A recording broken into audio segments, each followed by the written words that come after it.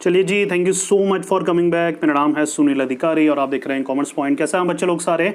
आई hope सो सब बढ़िया होंगे। Welcome back. चलिए, आज हमारा चैप्टर 1 का पार्ट 2 है। आई होप सो जो कल हमने वीडियो बनाया था, डिस्कशन करा था, आपके थोड़ा बहुत 50% अगर दिमाग में चला गया तो वही आपको एग्जामिनेशन या बोर्ड एग्जामिनेशन में लिख के आना है और आपके पूरे मार्क्स आ जाएंगे, इसकी गारंटी मैं देता हूँ। राइट, पूरा बच्चों क्लियर? तो कल का हमने वीडियो में 4-5 टॉपिक देख लिए थे, अब उसके आगे ही एक्सटेंशन कर रहे हैं हम। राइट, आज के टॉपिक में सबसे पहला टॉपिक हम मैनेजमेंट का नेचर पढ़ेंगे।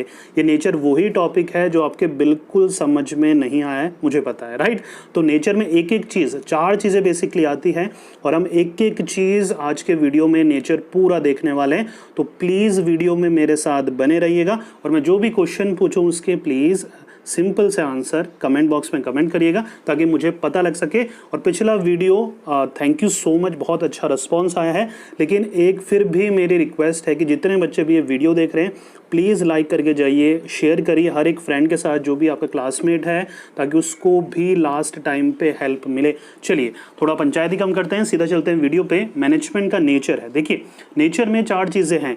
अब पूरा मैनेजमेंट का नेचर बोर्ड एग्जामिनेशन में नहीं आएगा, या तो मल्टी डिसिप्लिनरी डिसिप्लिन पहला टॉपिक आएगा, या फिर साइंस एंड आर्ट पूछ सकता है, या फिर प्रोफेशन पूछ सकता है, या फिर management as a universal concept पूछ सकता है। चारों के चारों एक ही टॉपिक नहीं आएंगे एग्जामिनेशन में, अलग अलग करके टॉपिक आएगा। राइट, अब आप मुझसे पूछेंगे कि सर चारों में से बोर्ड एग्जामिनेशन के लिए इस साल के लिए कौन से सबसे ज़्यादा इंपॉर्टेंट है? देखिए, सबसे इंपॉर्टेंट अगर मैं बात करूं तो मेरी नज़र में पहला है साइंस और आर्ट। इसमें 2 चीज़ें हैं, साइंस को अलग पढ़ेंगे, आर्ट को अलग पढ़ेंगे। तो साइंस और आर्ट दोनों ही इंपॉर्टेंट है। और 4th वाला यूनिवर्सल कॉन्सेप्ट बहुत ज़्यादा इंपॉर्टेंट है। राइट, तो ये 2 2nd और 4th सबसे ज़्यादा इंपॉर्टेंट है, लेकिन हमें एक्चुअल में नहीं पता कि क्या है क्या नहीं है, इसलिए मैं चारों चीज़ों का बिल्कुल डेप्थ में जाके जल्दी जल्दी सिंपल भाषा में आपको रिविज़न करा हूँ। राइट, चलिए, सबसे पहला management as a multi disciplinary discipline. अभी इतनी हार्ड लाइन का मतलब क्या होता है? मल्टी डिसिप्लिनरी डिसिप्लिन मतलब डिसिप्लिन होता है वेरियस सब्जेक्ट, जैसे होता है बिजनेस स्टडी है, अकाउंटेंसी है, इंग्लिश है, हिंदी है, तो ये सारे क्या है? डिसिप्लिन है। राइट, तो मैनेजमेंट की भाषा में क्या है कि मैनेजमेंट सिर्फ एक ही स्पेसिफिक सब्जेक्ट से नहीं बना है, ये बहुत सारे सब्जेक्टों का कॉम्बिनेशन है। तो इसमें कौन कौन से ऐसे सब्जेक्ट हैं जिसके कॉम्बिनेशन से मैनेजमेंट बना है, वो हम पढ़ने वाले हैं। यहाँ तक क्लियर हो रहा है? चलिए, अब बढ़ते हैं कौन कौन से वो सब्जेक्ट है। देखिए, पहला सब्जेक्ट है हमारा इकोनॉमिक्स। पहला सब्जेक्ट है हमारा इकोनॉमिक्स। इकोनॉमिक्स में क्या होता है? थ्योरी होती है, डिमांड होता है, सप्लाई होता है। तो अगर इसकी अगर नॉलेज रखेगा मैनेजर तो उसको हेल्प मिलेगी। इसमें लिखना क्या है? हमें ये लिखना है कि ये चीज़ पढ़कर, ये सब्जेक्ट पढ़कर हमें मैनेज करने में एक मैनेजर को कैसे हेल्प मिलेगी। पूरा बच्चों क्लियर? तो मल्टी डिसिप्लिनरी डिसिप्लिन में पहला क्या है? इकोनॉमिक्स। इकोनॉमिक्स की थ्योरी पढ़कर एक मैनेजर को समझ आती है, मार्केट की कंडीशन का उसको अंदाजा लगता है। Right, political science. Political science में क्या होता है? पॉलिटिकल साइंस जैसे एक पॉलिटिकल पार्टी का लीडर, उसको पता लगता है जोग्राफिकल एरिया कैसा है, लोगों को कहाँ से मुझे इंप्रेस करना है, वोट कहाँ से आएंगे, मतलब area wise, geographical area, location wise उसको पता रहता है अपने जहाँ से उसको वोट आएंगे। सेम वही एक मैनेजर को आइडिया होना चाहिए उसके ऑर्गेनाइजेशन स्ट्रक्चर के बारे में, कौन से वर्कर कहाँ से आ रहे हैं, उनकी लैंग्वेज क्या है, उनका कल्चर क्या है, उनका सिस्टम क्या है। तो उससे क्या होगा? लोगों को मैनेज करने में उसको ईजी होगा। इकोनॉमिक्स में मार्केट को समझ होनी चाहिए। पॉलिटिकल साइंस में क्या होता है? उसको आइडिया लग जाता है कि लोग कहाँ से आ रहे हैं, उनको मोटिवेट, उनको इन्फ्लुएंस कैसे करना है। हो रहा है बच्चों क्लियर? तो इकोनॉमिक्स का कॉम्बिनेशन है मैनेजमेंट, दूसरा पॉलिटिकल साइंस का है। अच्छा, बायोलॉजी और साइकोलॉजी। बायोलॉजी और साइकोलॉजी ये समझाती है किसी भी मैनेजर को कि भैया किसी भी पर्सन का उसका बिहेवियर कैसे प्रिडिक्ट करना है, कैसे हमें पता लगे कि भाई इसको ऐसे मोटिवेट करना है। देखिए, जो पर्सन जिस तरीके से मोटिवेट होता है, सारे पर्सन वैसे ही मोटिवेट नहीं होंगे। तो हर पर्सन की साइकोलॉजी समझना, उसके बिहेवियर को समझना, ये है बायोलॉजी और साइकोलॉजी में। राइट, इसकी समझ होगी तो एक मैनेजर अच्छे से समझा पाएगा अपने वर्कर्स को, उनको मोटिवेट करा पाएगा काम करने के लिए। मैनेजमेंट का सिंपल सा फंडा है, मैनेजमेंट की बात आती है तो मैनेजर की बात आएगी। मैनेजर क्या करेगा? खुद काम नहीं करता है, लोगों से काम करवाता है। लोगों से काम करवाने के लिए उसको मोटिवेट और इन्फ्लुएंस करना पड़ता है।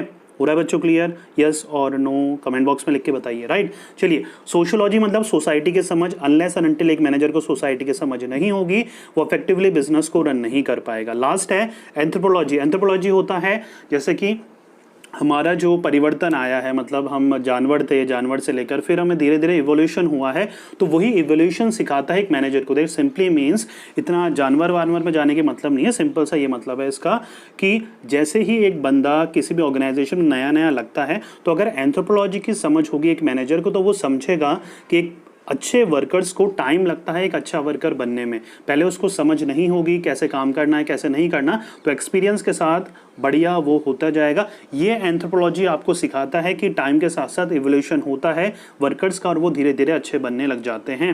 हो रहा है बच्चों क्लियर? तो ये था हमारा एंथ्रोपोलॉजी। अब इसमें क्या क्या चीज़ें थी देखिए, मल्टी डिसिप्लिनरी में 3-4 चीज़ें आपको लिखनी है। इकोनॉमिक्स लिखना है, पॉलिटिकल साइंस लिखना है, बायोलॉजी साइकोलॉजी लिखनी है, सोशियोलॉजी लिखनी है, एंथ्रोपोलॉजी लिखनी है। कुछ भी लर्न नहीं हो रहा तो ये नाम याद कर लेना, अंदर का अपने मन से बना के जो मैं बोल रहा हूँ वो लिख देना।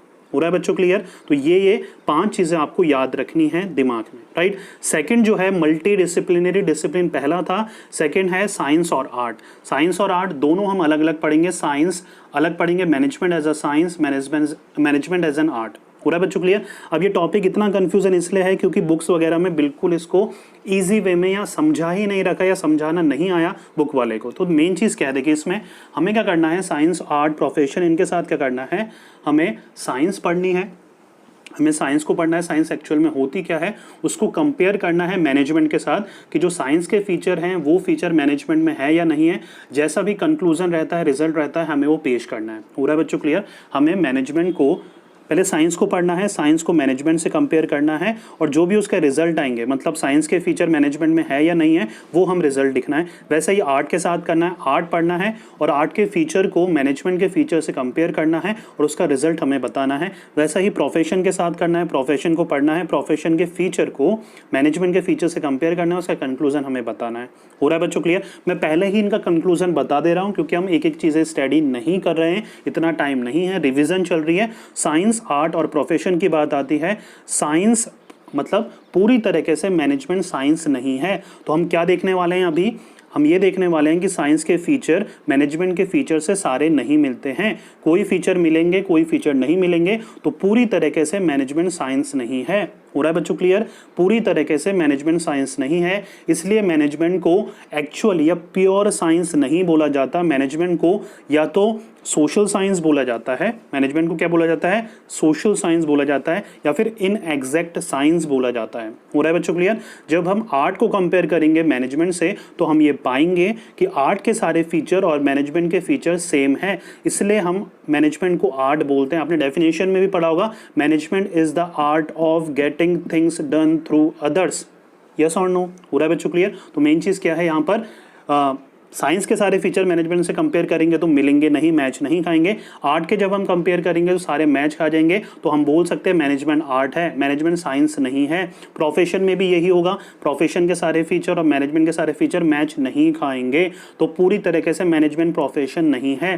पहले ही मैंने क्लियर कर दिया, अब पढ़ते हैं। चलिए, मैनेजमेंट एज अ साइंस जब हम पढ़ रहे हैं, देखिए मैनेजमेंट एज अ साइंस आएगा या आर्ट आएगा या प्रोफेशन आएगा, तीनों नहीं आएंगे, तो घबराने की जरूरत नहीं है, एक एक करके हमें पढ़ने हैं। 3-3 या 4-4 पॉइंट हर जो हमारा फीचर है उसके अंडर में हमने लिखने हैं। देखिए ब्रिलियंट तरीका क्या है, मैंने अपने नोट्स में भी यही लिखा है। पहला है सिस्टमेटिक बॉडी ऑफ नॉलेज। पहले हमने साइंस को समझाया ऊपर की 2-3 लाइन में, फिर लास्ट की 2 लाइन में मैनेजमेंट को कंपेयर करके बताया कि ये फीचर है या नहीं है, और लास्ट लाइन में पढ़ सकते हैं आप, so first feature of science is present in management. मैंने हर पॉइंट के नीचे ही उसका कंक्लूजन लिख दिया, इससे एग्जामिनर इंप्रेस हो जाएगा, प्लस उसको पता लग जाएगा ये पॉइंट क्या कहना चाहता है। सिस्टमेटिक बॉडी ऑफ नॉलेज मतलब होता है क्या साइंस को पढ़ने के लिए लिटरेचर या बुक्स अवेलेबल हैं? बिल्कुल अवेलेबल हैं।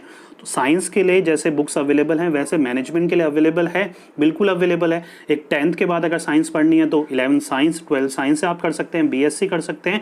वैसे ही मैनेजमेंट अगर पढ़ना है तो कॉमर्स ले सकते हैं, फिर बीबीए कर सकते हैं, एमबीए कर सकते हैं। तो ये फीचर दोनों में, साइंस और मैनेजमेंट दोनों में अवेलेबल है। यहाँ तक क्लियर हो रहा है? तो हमने लास्ट लाइन में क्या लिख दिया, सो this feature of science is present in management. यही चीज सारे फीचर्स में हमें करनी है। सेकंड फीचर देखते हैं, scientific principle are based on logical observation. जो साइंस के प्रिंसिपल होते हैं लॉजिकल ऑब्जर्वेशन में बेस्ड होते हैं। एक साइंटिस्ट उनको टेस्ट करता है, वेरीफाई करता है, फिर ही रिजल्ट देता है। अब इसमें देखिए, सो this feature is not present in management. अब जो मैनेजमेंट में है वो ये फीचर प्रेजेंट नहीं है। क्यों प्रेजेंट नहीं है? देखिए थर्ड लाइन देखिए, they have to observe human being.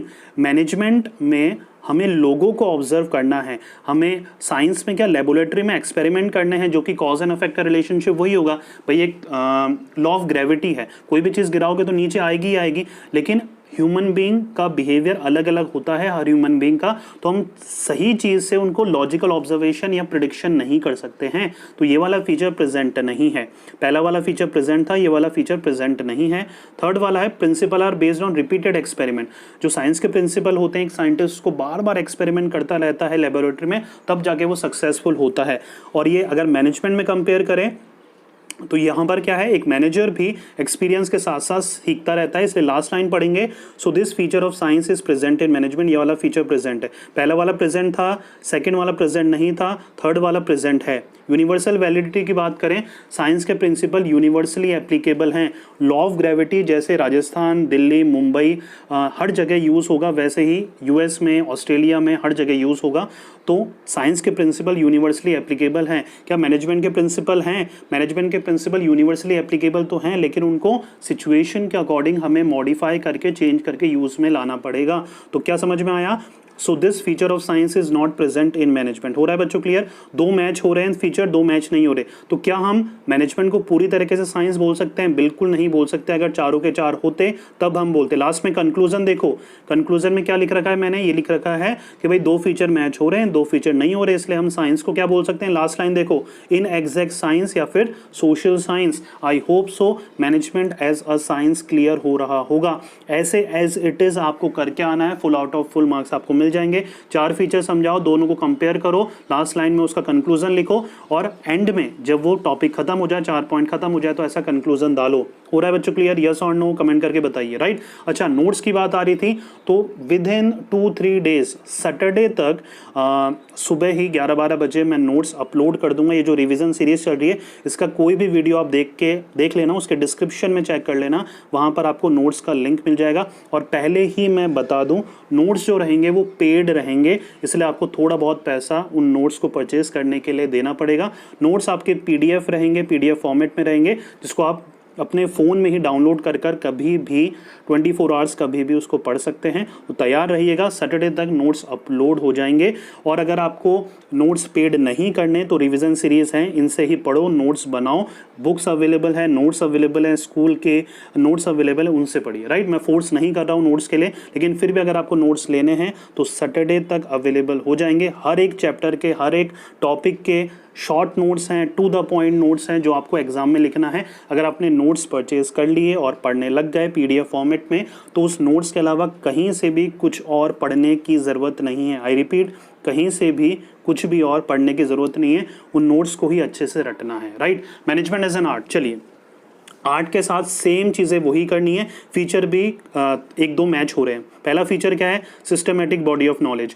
Art को पढ़ने के लिए क्या बुक्स अवेलेबल हैं, कोर्सेज अवेलेबल हैं? बिल्कुल है। मैनेजमेंट के लिए हैं? बिल्कुल अवेलेबल हैं। तो हम क्या लिखेंगे? ये फीचर मैनेजमेंट और आर्ट में दोनों में सेम है। जैसे मैंने पहले बता दिया था, आर्ट के सारे फीचर, मैनेजमेंट के सारे फीचर सेम होने वाले हैं।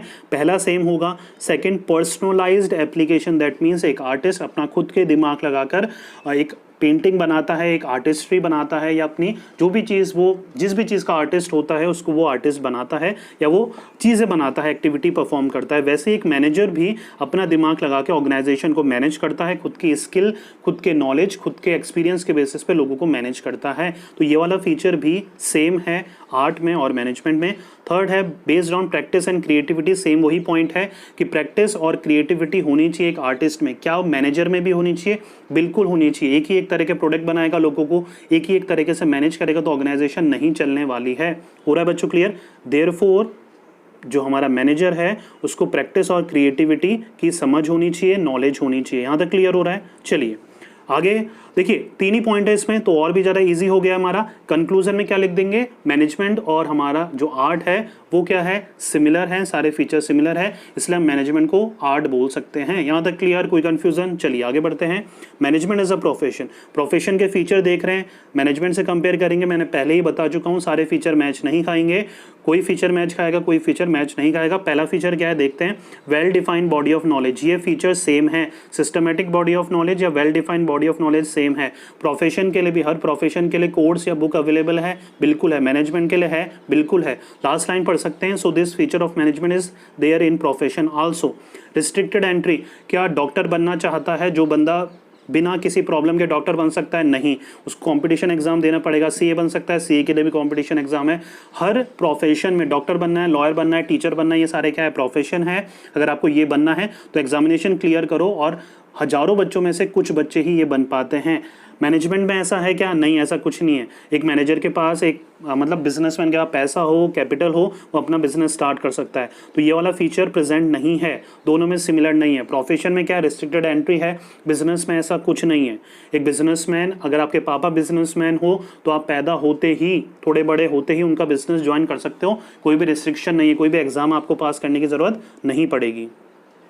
Third point, presence of professional association, क्या आपको प्रोफेशनल एसोसिएशन का मेंबर होना पड़ेगा? जैसे डॉक्टर्स के लिए डॉक्टर्स की फेडरेशन होती है, उसको ज्वाइन करना जरूरी है। लॉयर्स के लिए ज़रूरी है, टीचर्स के लिए ज़रूरी है।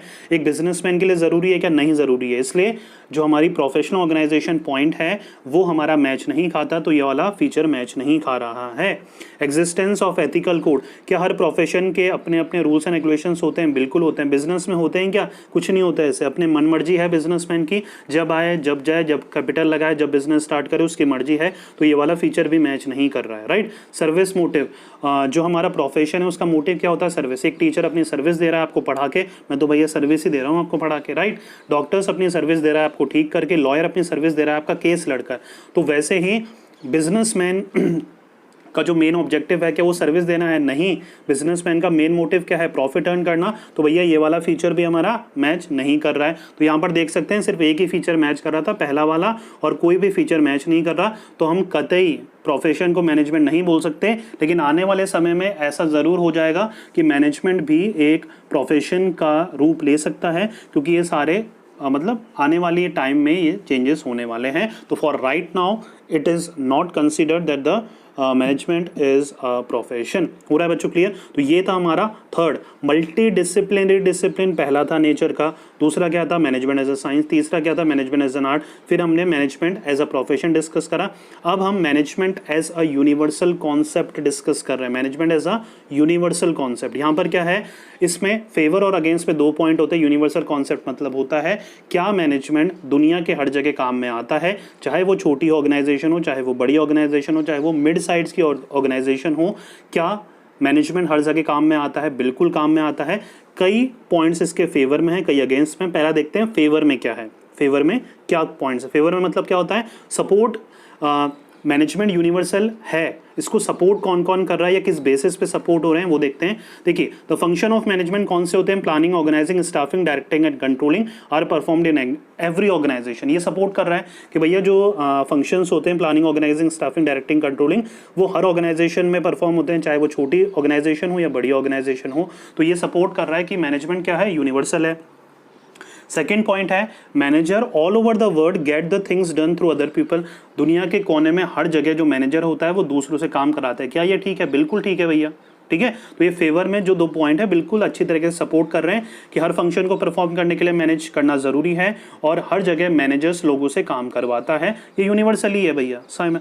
अब इसको आर्ग्यूमेंट क्या है? आर्ग्यूमेंट अच्छे से पढ़ना क्योंकि ये कोई नहीं समझाएगा। और राइट, देखिए, as each country or organization has different culture, thus all the principle of management can't be equally applicable in all country। बिल्कुल ठीक है, हर कंट्री के अलग अलग प्रिंसिपल होते हैं, कल्चर होते हैं। तो जिस तरीके से एक ऑर्गेनाइजेशन को एक मैनेजर इंडिया में मैनेज कर रहा है, वैसे ही वही मैनेजर अमेरिका जाके किसी भी ऑर्गेनाइजेशन को मैनेज नहीं कर सकता। उसको अपने तरीके में तब्दील करना पड़ेगा, चेंजेस करने पड़ेंगे, तभी जाके वो इफेक्टिव मैनेजर बन पाएगा या मैनेज कर पाएगा ऑर्गेनाइजेशन को। तो ये पॉइंट भी बिल्कुल वैलिड है। ये अगेंस्ट में है लेकिन बिल्कुल वैलिड है कि अब उनको मैनेज करने के तरीके को कल्चर वाइज चेंज करना पड़ता है और पड़ेगा।